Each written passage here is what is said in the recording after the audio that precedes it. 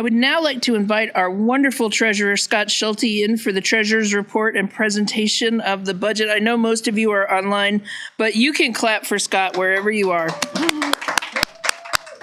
He is a dedicated leader in this synod and has been for many years, and we are so grateful for the work that you do. Wow, thank you, Bishop, for that great introduction. Good afternoon, everyone. I'm here to spend a few minutes to talk about the Treasurer's Report and what that comprises of. So really there's three parts to it. One is I'll spend some time talking about the year that we finished in 2025 and give some numbers and some commentary on that. And then I'll move to a quick discussion around the budget for the current fiscal year, the 2026 fiscal year. Talk about some of the changes for that budget, but won't spend much time on that. I'll spend more time giving a status of where we are for their finances currently for the year. And then I'll spend most of my time talking about the budget that's proposed for 2027, which is the fiscal year ending on January 31st of 2028. So moving ahead to 2025 results.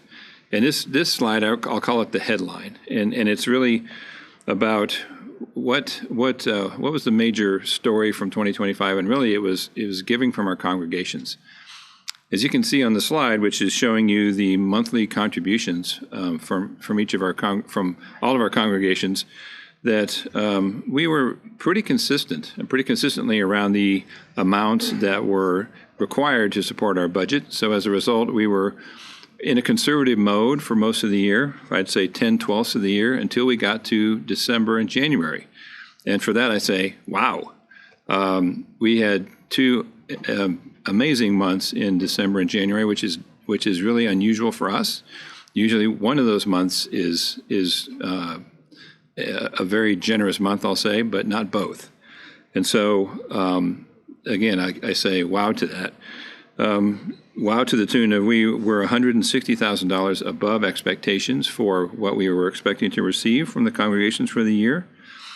But we were only $4,000 ahead of where we were for the prior year. So why is that? Well, really the primary reason for exceeding expectations so greatly for last year was that we had significantly lowered expectations in the years kind of preceding that, in 2024 and 2025.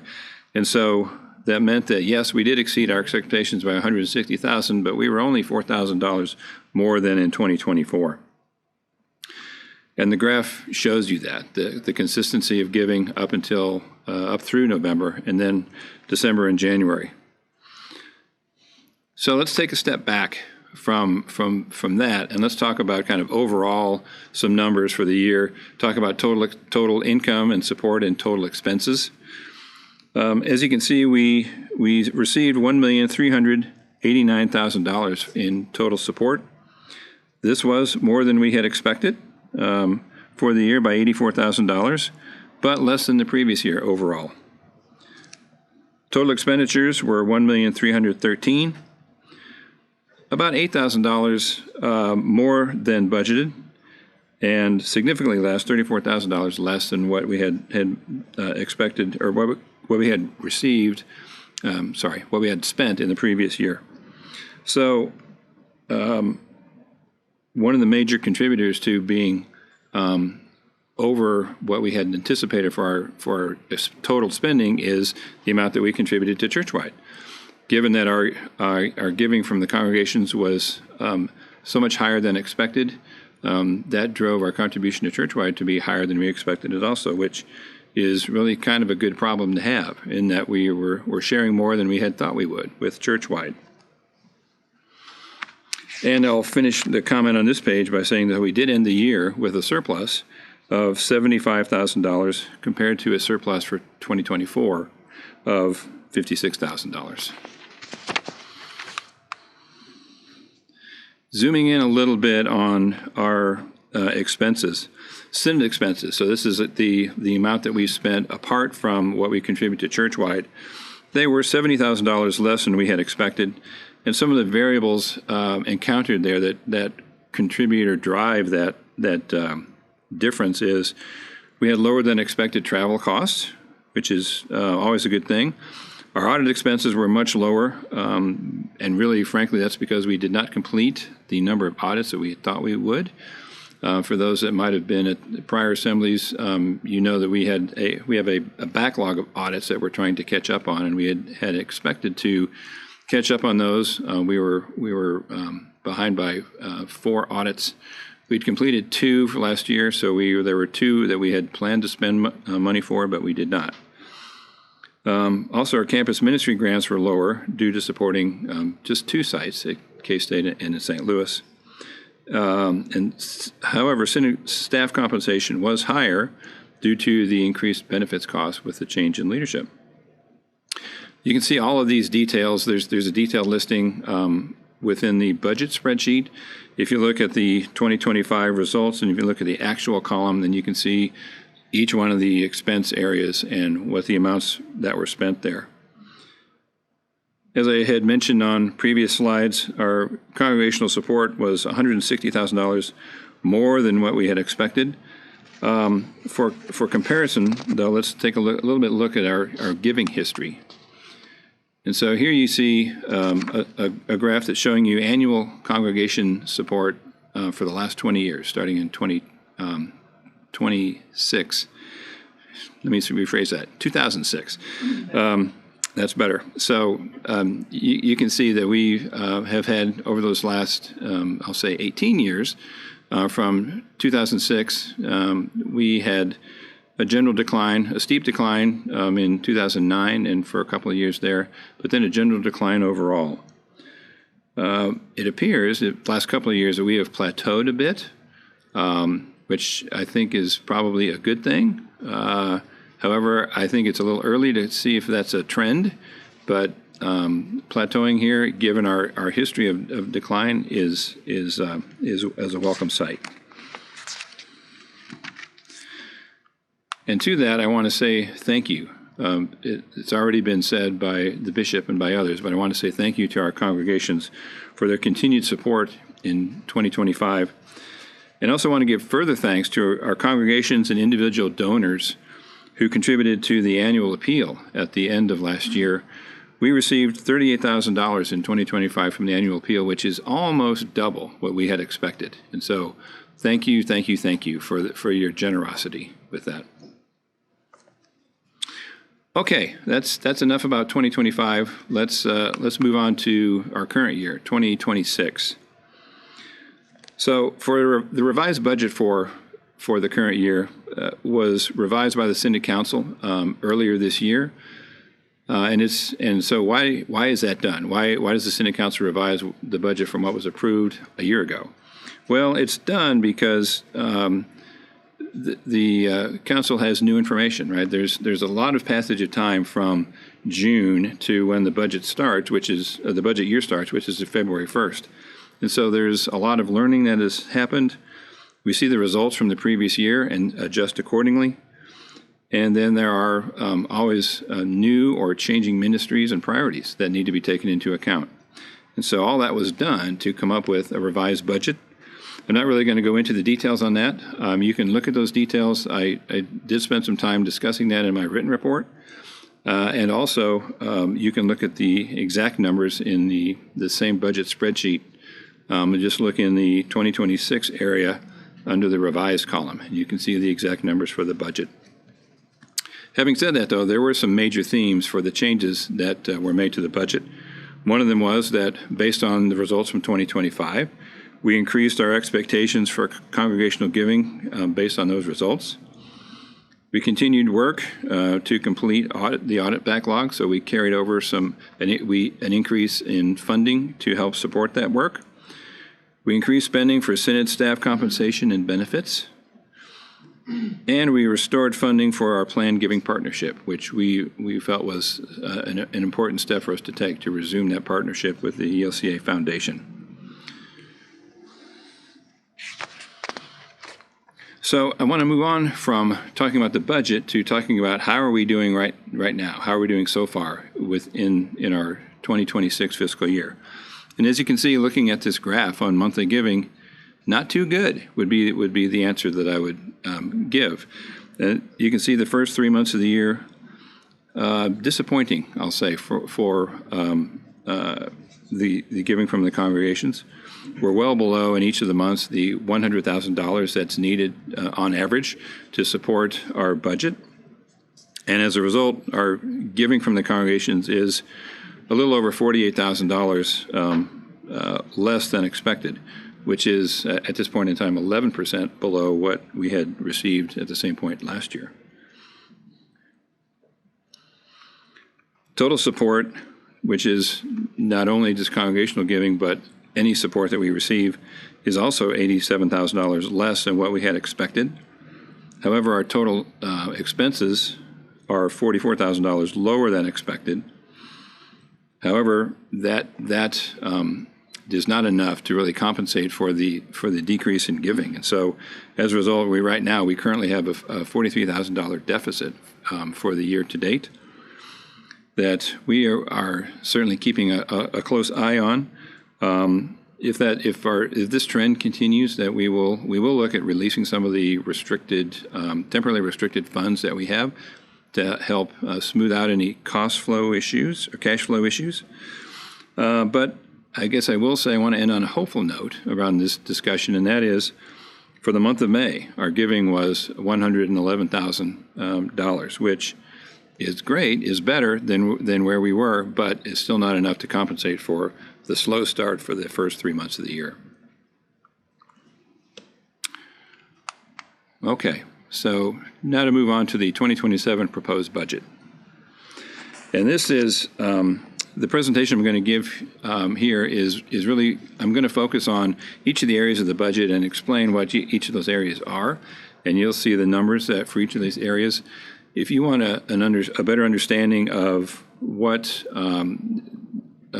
changed from one year to the next, again, you can see that in the budget spreadsheet, looking at the 2027 column for proposed and then comparing that to the revised column for 2026.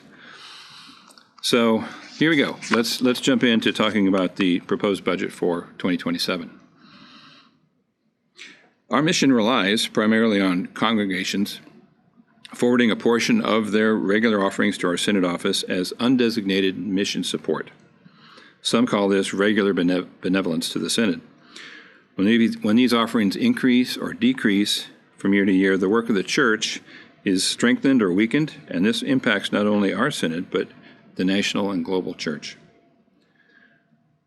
So looking at the details here, individuals, families, and congregations may designate gifts in response to the annual appeal or other special project needs, and we will use some of the temporarily restricted funds, as I mentioned earlier, to help balance our budget. And those funds typically come from surpluses from prior years and from other gifts that we receive for support.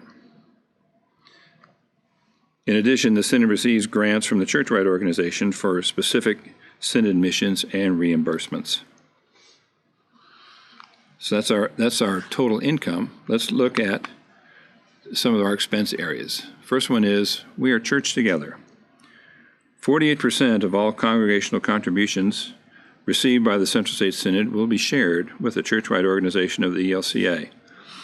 This amount enables mission and ministry to happen beyond our borders.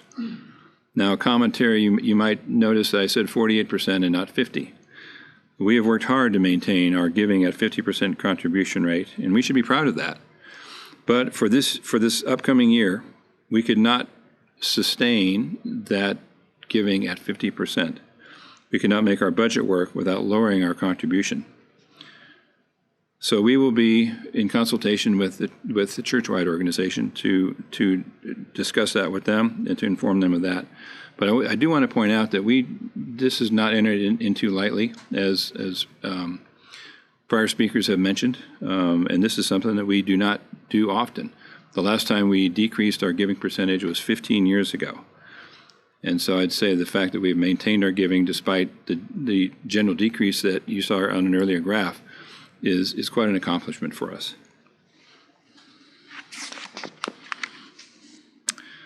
Ministry entrusted to the Synod. This area of the budget supports the work of Camp Tomashinga and Hollis Renewal Center. These ministries provide outdoor ministry space so our kids and congregations have places to go for a retreat and to get in touch with God's creation.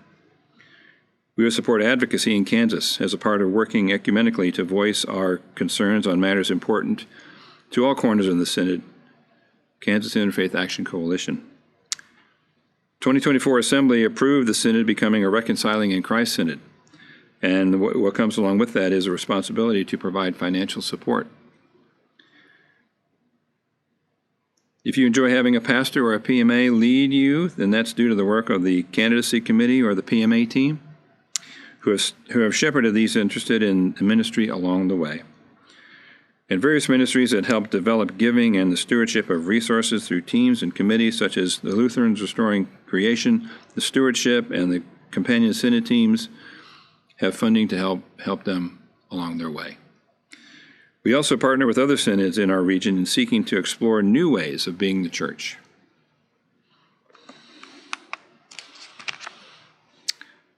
The Ministry of Oversight and Pastoral Care.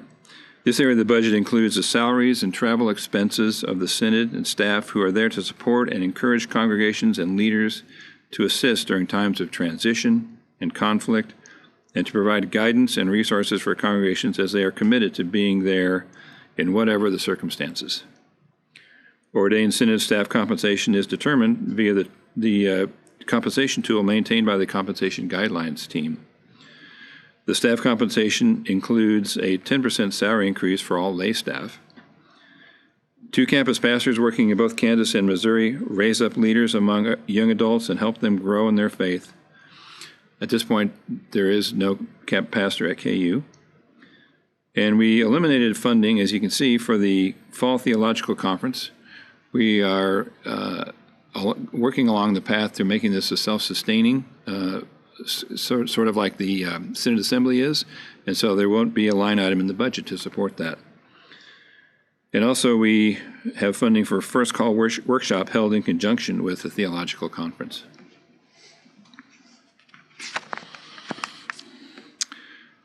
The Ministry of Property and Administration. Since 2019, we have shared office space with the local diocese of the Episcopal Church. They have been great partners with us, and the space we have fulfills the needs of the staff and provides for good meeting space when needed for various teams and committees. There are also the usual costs of running an office for any kind of organization, such as paper, a copier, phones, computers, an annual audit of our finances, or in some cases, several audits. All these things support the work not only of the staff, but the entire Synod. The Asset Replacement Fund replaced what we used to call depreciation. This is to reflect a set-aside for replacing aging assets, like the Synod vehicles that you've heard about. And we added this in 2024. An audit, so next year we're looking at, hoping for, praying, expecting that there will be one audit to be done. And so we have the funding to support that. And then our accounting services are to support the work of our part-time bookkeeper, who we use as a contract resource. And this, the amount here reflects a 3% increase for that position. Ministry of Leadership and Outreach.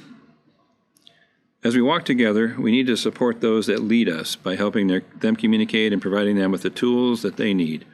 The same is true for enabling our congregations to reach outward to those in need of hearing the good news. There are funds for Synod Council meetings, conference and deans gatherings. In addition, there is a set-aside for bishop transitions. Yes, we just did have a bishop transition, but we need to set aside each year an amount to cover future transitions. So we're anticipating that, and we know that there will be costs in 5 years as we have potentially a transition. And if not, then that money will be kept for future transitions. And so in closing, I would like to express my thanks to the members of the mission budget team who are all listed here. I thank them for their good work throughout the year. It is a joy and a privilege to be able to work with all of them, and I'm blessed to be able to do that. So Bishop, this concludes my report. I want to thank everyone for your time and attention. And with that, I will move on to the approval of the budget. So Bishop, on the recommendation of the Synod Council, I present the budget for the fiscal year ending January 31st, 2028, as printed in the binder for approval by the Assembly. Thank you, Scott. The budget comes to you from the Synod Council and is properly before you. It does not need a second. Is there any discussion? We recognize Pastor Jelaine Marple. To Pastor Jelaine Marple, Salem Lutheran in Lenexa, Orland Park. Did I see on the budget somewhere figuring for seminary support? I know that we have a seminary in our region and in our area. We have several seminaries, and if we're going to support campus ministry, we should also support seminary. Did I miss that somewhere? No, you didn't. There isn't a line item for seminary support currently.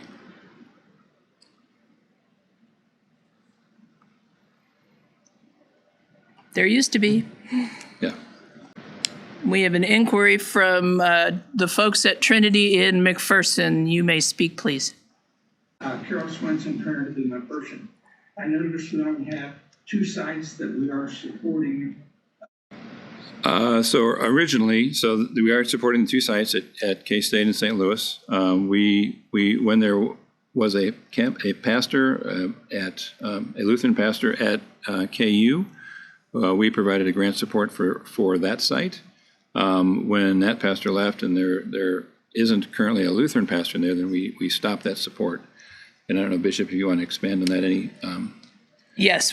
Excuse me. When I mentioned in my report that we want to be supporting our campus ministries and that we were going to need help with this is part of what I had in mind.